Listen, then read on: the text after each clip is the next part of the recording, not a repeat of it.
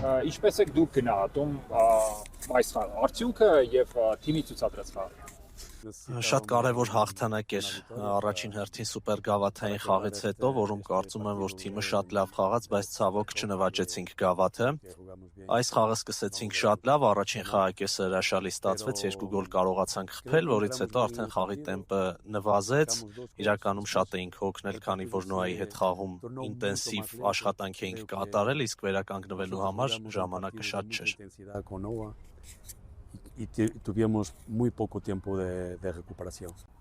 Կարելի ասել, որ այս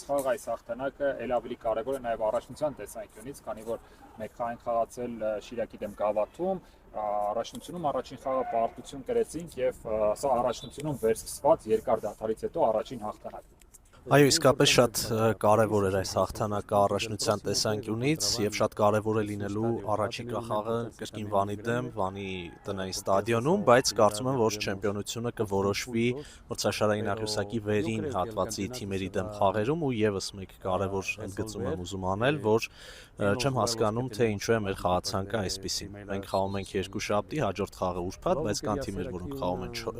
կիրակի եւ հաջորդ խաղը անցկացնելու են շաբաթ։ Que nosotros jugamos hoy, lunes, y viernes volvemos a jugar. Երևի թե ֆուտբոլիստների մասին, որոնք որ ավելի քիչ են խաղաժամանակ ստանում, որքանով նրանք արդարացրեցին միստերի սպասելիքները, ինչպես օրինակ Հակոբ Հակոբյան եւ նաեւ խաղաժամանակ ստացած Մաղսուդյանը։ Sí, Jacob es una persona que trabaja muy bien. Հակոբյանը շատ խելացի մարդ է եւ այնպիսի ֆուտբոլիստ, որը շատ լավ է մարզվում, շատ լավ է աշխատում թե մարզումներին, թե խաղերին, գոհ եմ նրա նվիրվածությունից։